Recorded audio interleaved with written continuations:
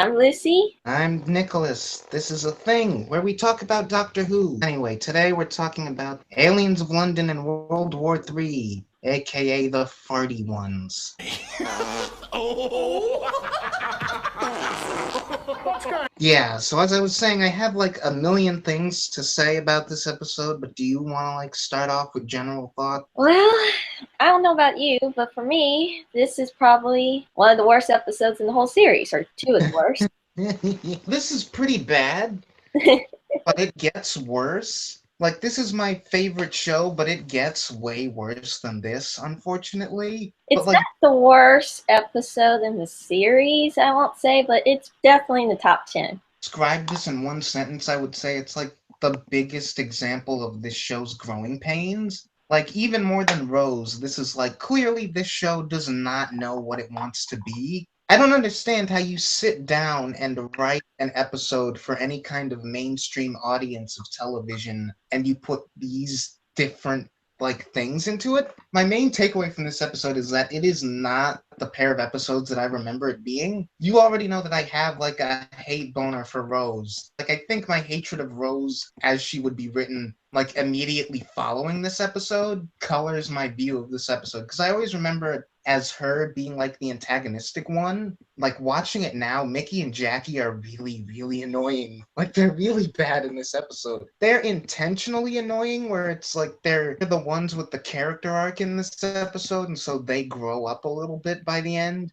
And they become like the more tolerable versions of themselves that I come to really like. But for the first two-thirds of the story, they're just really awful. Jackie in particular, I've never liked Jackie, ever. I just find her so annoying. maybe it's just the actress, but I grow to like Jackie more as time goes on. It's opposite for me. I think the moment I really hated her, it's kind of unfair because it was the Cyberman two-parter where she just like talks down the rows and stuff. That's not Jackie, that's Yeah, I alternate know. Jackie. But that's Jackie if she had money. And hadn't grown through her experiences with the doctor and stuff. Or had a daughter at all, so that's kind of a True. it's like I'll get into Mickey a bit later because he's part of like the weird tonal problem. I forget if it was Boris or someone who I mentioned to about like I hated the fact that Rose seems totally unsympathetic to Mickey and the fact that he got like made into a social pariah and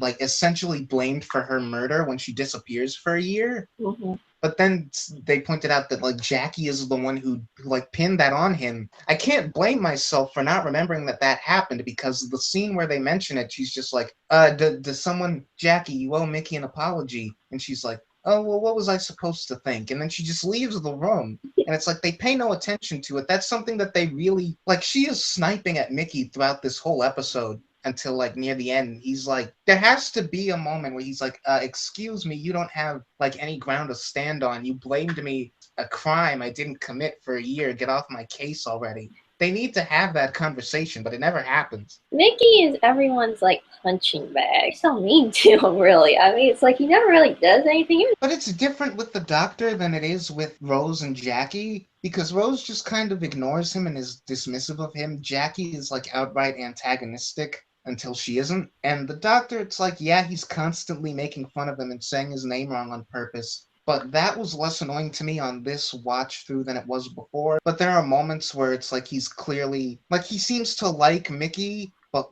does not want to tell him that at all. Trusts him to basically resolve the conflict in the end. He's got a couple of small lines here and there where he's like, see, I knew you weren't as dumb as I thought you were. Because I don't know, Nine likes Mickey. The time he's just sort of standoffish with absolutely everyone. I don't know. To me, I think he never really liked Mickey all that much. It just feels like he just, I don't know if it's because he likes Rose and he just looks at him as something in the way. But yeah, we were just talking about the Ninth Doctor and his dynamic with Mickey. Everyone's being really terrible to Mickey in this episode, but I feel like the Doctor of all people has got kind of like a soft spot for him. I'm not feeling it, but what do you think, Edward? Doesn't really show it as he keeps calling him Ricky. Yeah, like he keeps calling him Ricky. I don't know, I just feel like the Ninth Doctor is at this stage where he just hates everyone who isn't Rose, and Mickey endears himself to him a little bit because he's got like a bit of a spine. He comes up with one or two good ideas, And the doctor's like, oh, hey, that's actually a pretty smart idea. It's surprising. Like, I don't know. I get that vibe. I like that when he's trying to help him out, he's calling him Mickey the idiot the whole time. That's Like, what is wrong with you trying to help him? Mickey the idiot. And I can't believe I'm saying this now, but I need you. But at the same time, it gets weirder when I'm like thinking forward to the relationship they will have when he turns into 10. We get to the season finale and Mickey is like calling him boss man and stuff, and they seem really affectionate. I have to watch series 2 again, but I don't know if I buy that we get there from here. I've been watching the second season over, and I haven't got to the finale yet. The 10th Doctor is a lot meaner to him than I remember. It just seems like he still doesn't like him. Even when he invites him, or not invites him, but he invites himself to on the TARDIS and stuff. He's like, yeah, sure, I can use a laugh. You know, it's like, he still doesn't seem to actually like him. I do not remember that line. For the longest time, I did not hear that line. But Rose is kind of acting like a bitch about him wanting to come. It's typical. That's firmly into Rose is the worst thing ever territory. But, you know, since we're, like, talking in depth about Mickey anyway, I might as well bring up the fact that he is a cartoon character in, like, the first couple of scenes where he runs to the TARDIS and smacks his face on the thing like a Wile E. Coyote routine, and he falls back like a full-on pratfall. That's just like Exhibit A into the weird, bizarre, not at all appropriate brand of humor they try to do in this episode. I'm going to make an episode that's full-on children's show that has to be the whole episode. Because there's a moment where, what's-his-face, the Slitheen guys, they're all in the room, and they're with the general, and they start farting. Because whatever, we needed some lame sci-fi excuse for fart, like laughing at their own farts. And I'm just sitting there going like, who are these people? What functioning, intelligent creatures find this so hilarious to be like farting and laughing at their own farts and like, I'm shaking my booty. One of the Slitheen is like, we gotta fix gas exchange. It's getting ridiculous. Yeah, but then at the same time, like, they're laughing at it, and then the general, says something they don't like. Instantly, the one guy's head goes up, like, really dramatic, like, and there's a music, oh no, it's about to get real. No, you can't do that. You can't go from 0 to 100 in the span of a single shot. Like, get why you would want, wait, did he write these? I keep forgetting whether or not he wrote Yes, these. he did. Wow. Yes. I get why you would want to do that. I understand the thought process behind making a mood whiplash where it's like joke, joke, joke, suddenly there's a threat. In this context, it does not work at all. It's really embarrassing to watch. You're watching a bunch of aliens farting in a room and laughing about it. Like, how do you write that down and think anybody's going to take this seriously after that?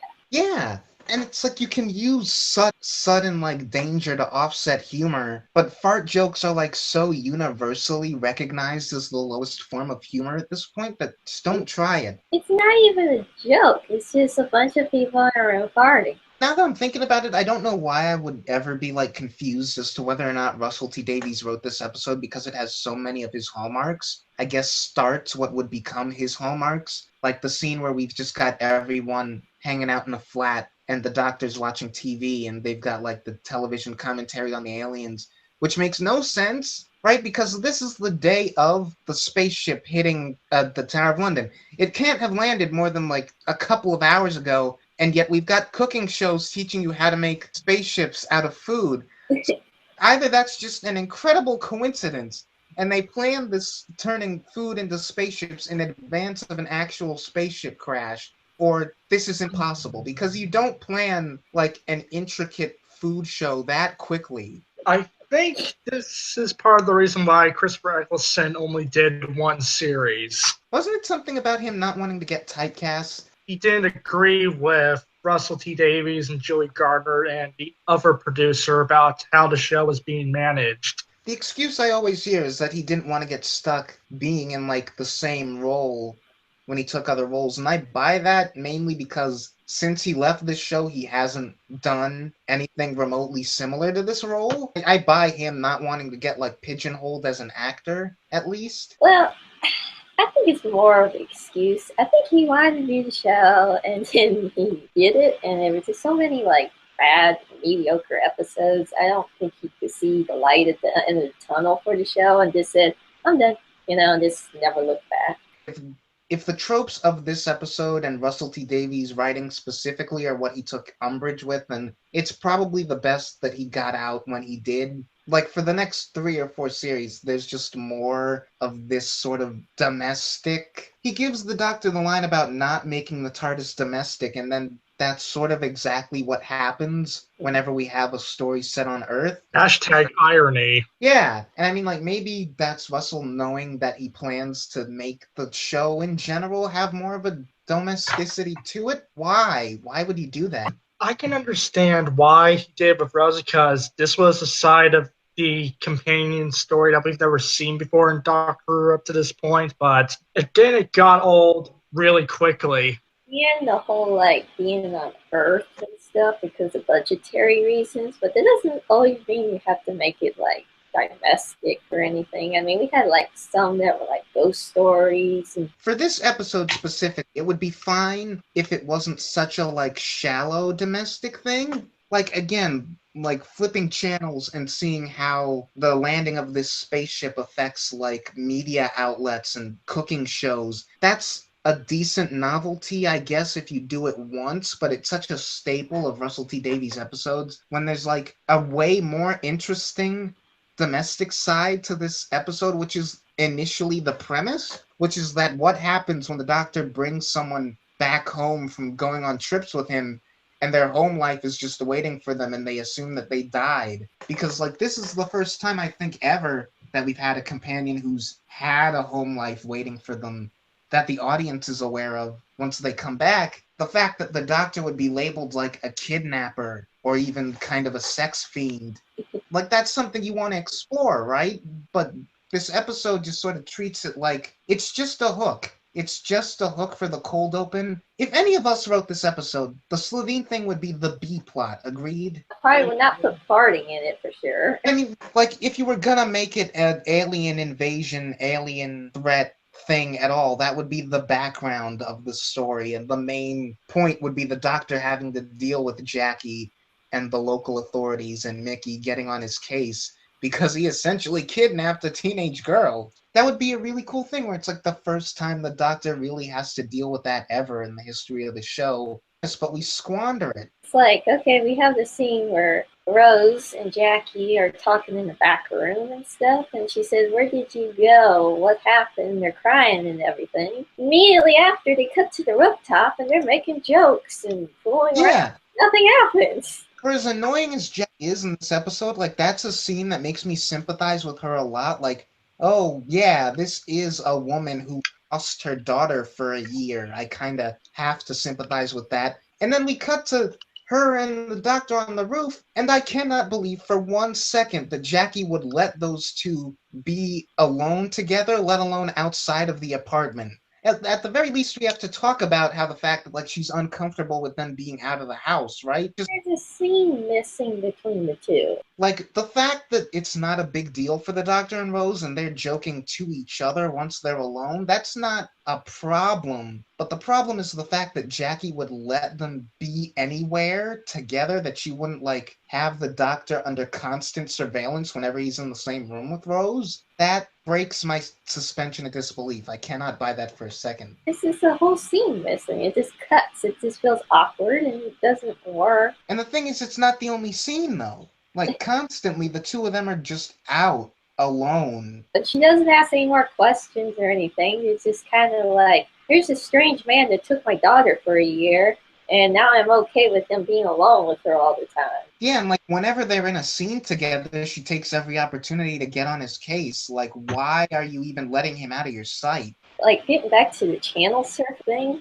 it feels like so much unnecessary filler. That scene goes on for like 2 minutes. Which is weird because he only turns to the one channel that's not the news, and it's the cooking channel. Grabs the remote from the Doctor's hand. Little joke about how the kid is annoying. Which was rather pointless. He could easily cut that out, and the story would not be different at all. That applies for a lot of things. Again, it's just that's not necessarily a story choice.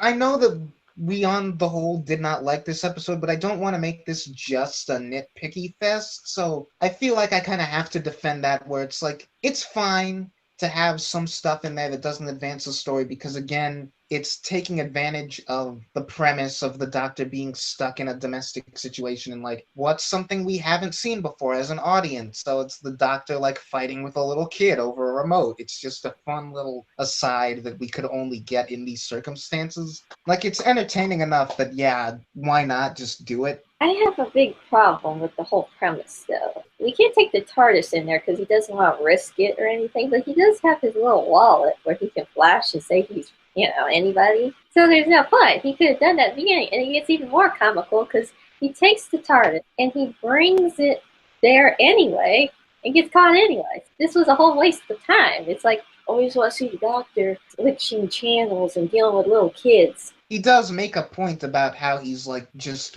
watching as like an outside observer at first, and then he gets dragged over there by the authorities, and that's when like the psychic paper becomes useful. But in the episode, he sits there and says, okay, we're just going to be bystanders. And then he takes it in there anyway and gets caught. All that was a waste of time.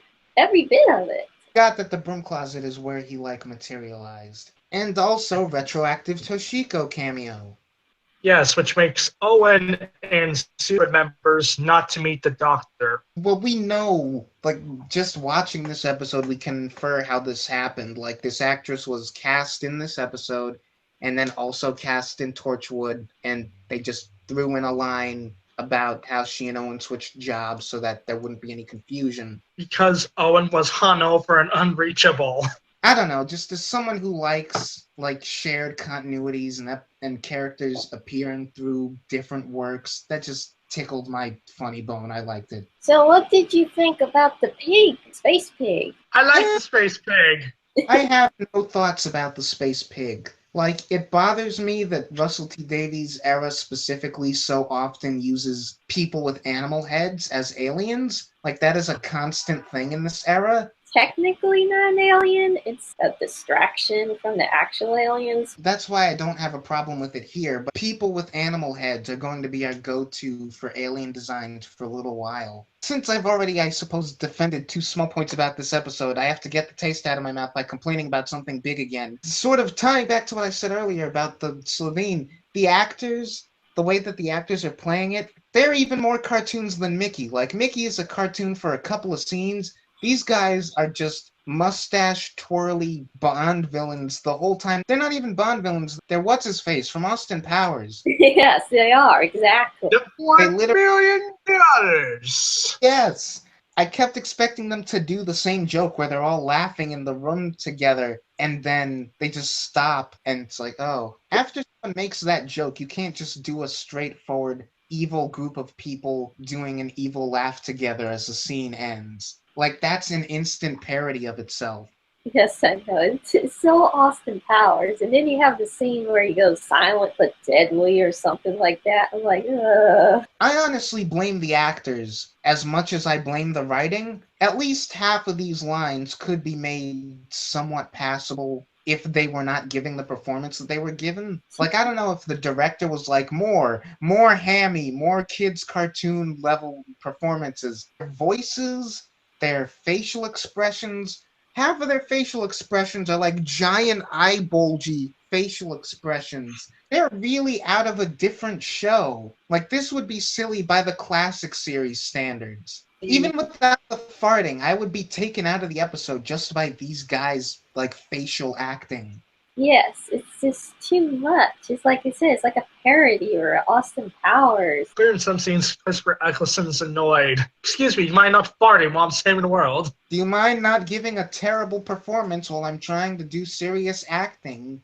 I wouldn't be surprised if the scene was done on the fly. Doubt it, because the fart sound effects are so clearly added in post. Why, Russell? Why? Like, their acting is over the top by classic series standards, but ironically, it wouldn't feel out of place in, like, an audio drama, because the bad guys in the audio stories in particular can get really, really over the top. But again, like, when that happens in the audio dramas, they have the advantage of, like, the whole story is like that. Like, if you're going to have these guys give this performance, that has to be the vibe of the whole episode. It can't be a sort of trying to play straight political thing. The title of the episode is World War III. Like, we're dealing mainly with nukes, and it's all set inside of, like, the Prime Minister's office. Almost all of the episode is us locked or, like, sealed into a bunker, and we get blown up with ICBMs. Can't have, like, those surrounding elements and have bad guys giving this performance. Well, to be fair, the whole thing is pretty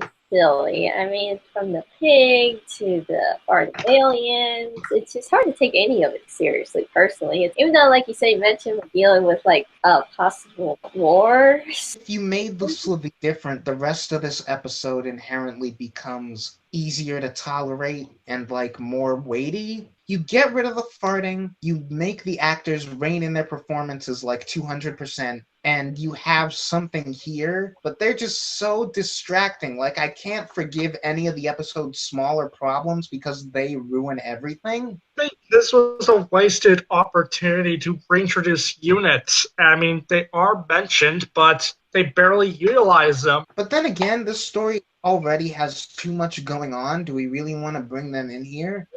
I think it could make it work. It is a two-parter, and like I said, really most of the first part is completely wasted. The doctor could have gone in there right from the beginning instead of having to deal with him watching cooking shows and stuff. Just so that the premise isn't squandered, I would use the majority of both of these episodes to focus on the Doctor and Rose, like them dealing with the repercussions of just up and leaving. I would make most of the story about that before I changed anything else or added anything else to focus on. Like, that plus an alien invasion in the background that keeps, like, the tension going, I think is enough. Before we go any further, I don't buy that the Doctor doesn't know when we have first contact with aliens. That's something that, like, I forget about over the course of the episode, but in the scene it really bothers me, where he's like, oh wow, this might be like first contact. At this point, the Doctor has to know that first contact either does or doesn't happen, and I don't know, is this like an influx time thing? Because this is before we establish fixed. Then again, the Doctor's visited Earth more than any other place. He should know when humanity makes first contact with aliens. True, but then we get into, like, fixed points in time and what isn't fixed, and I guess first contact wasn't fixed, but we haven't established that concept yet. Cross that bridge when we come to it, when fixed time is introduced. For the purposes of this episode, it just feels lazy. There's certain points in history you would think the Doctor would know, okay? And this should be one of them. There has to have been a first contact situation, if not several, in the classic series, right? Were we, like, not sure where this would fit into continuity when we wrote this? Russell wrote 8 episodes this series, so he stretched himself very thin, and this happens to be one of those episodes. There's, like, this book that I forgot the name of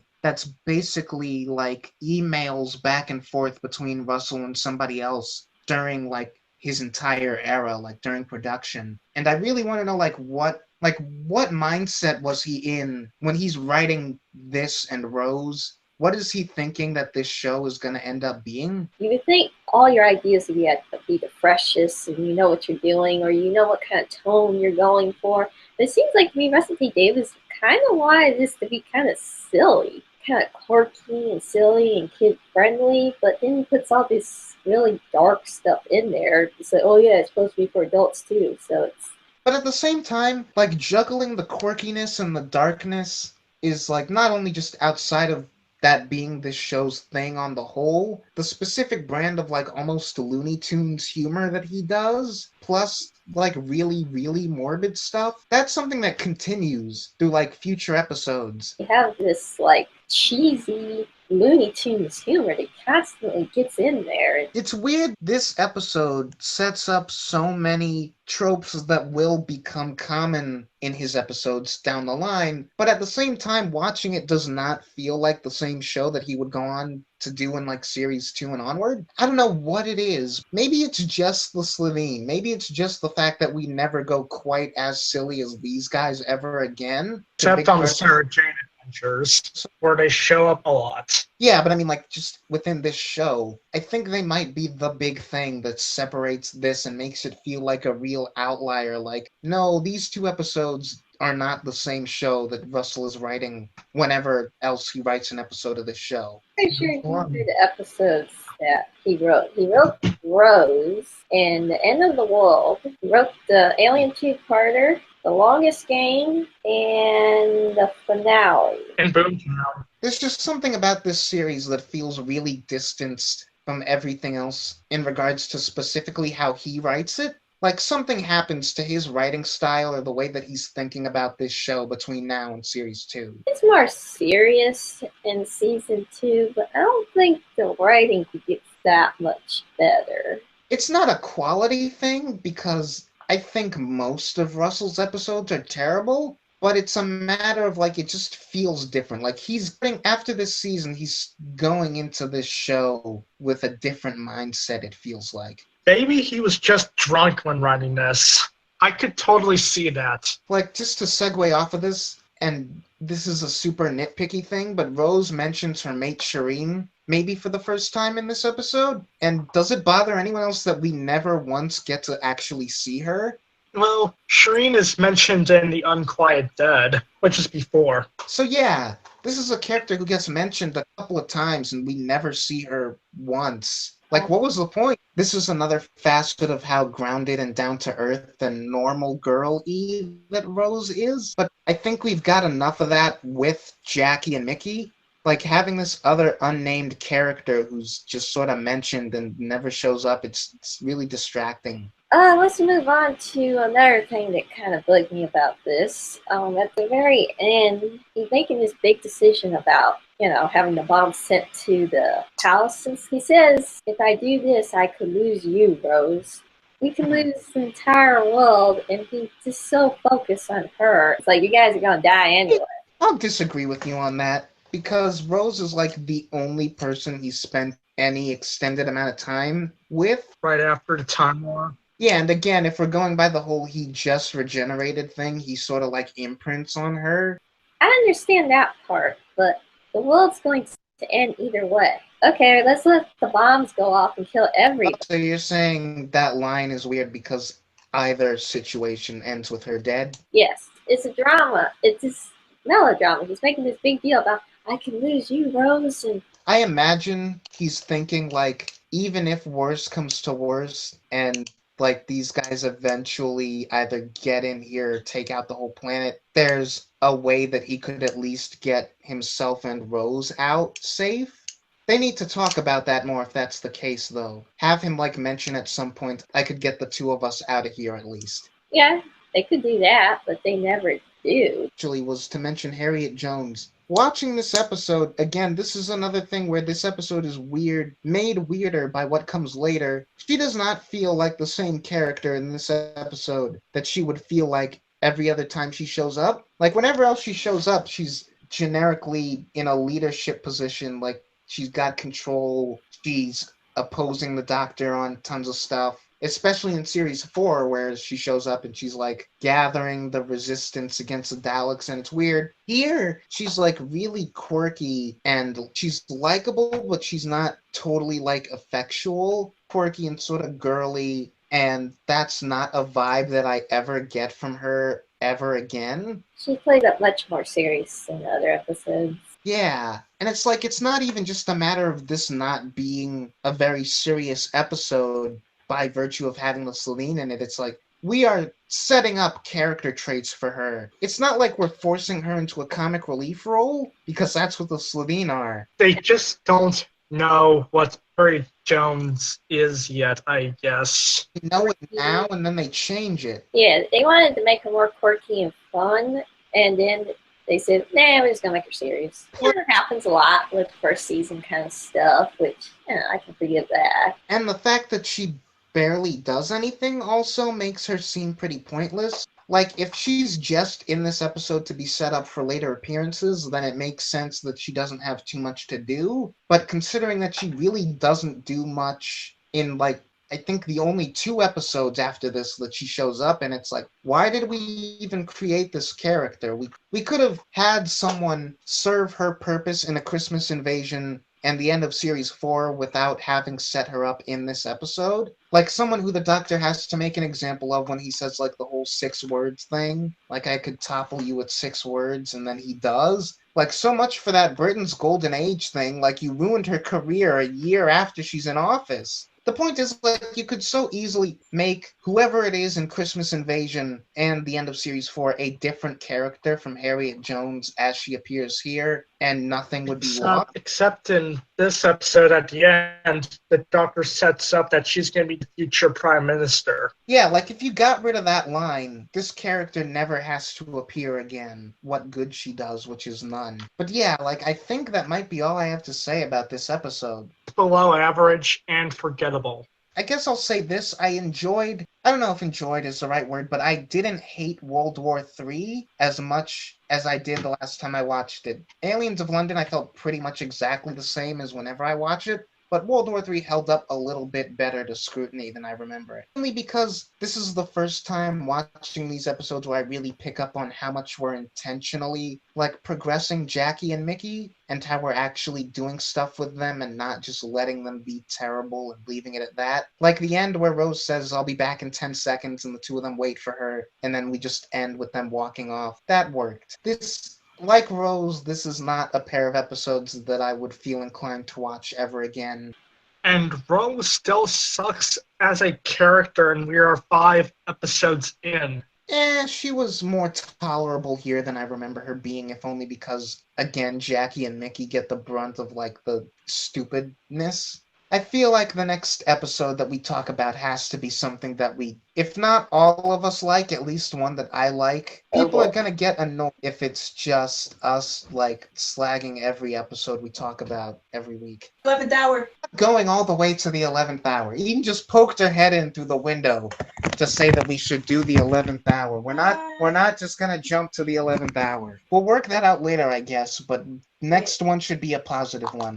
Then should we do Empty Child / The Doctor Dances? Well, think about it. This episode, for me, it's way below average. Kind of painful to watch. And before we go, there's one scene that really bugged me. There's the scene where the pig was running across the room, and they shoot it, and Christopher Eccleston is trying so hard for it, and it's like, take it seriously. It's a pig in a spacesuit. He's like, it was scared. It was scared. Why did you shoot it? And I'm like, oh. Well. Like that's something that would feel less forced and cheesy if the episode was more about that, right? Like, if this episode was about how some aliens aren't threatening and they're just scared because they're on a new planet and we attack them anyway. Yeah. But this is the only time in the episode where that happens or gets brought up at all. And then they just move on like nothing happened again. Yeah. It's like they have these emotional moments, like I said, with Rose and Jackie and then the pig. This whole episode really just needed to pick one thing to be about.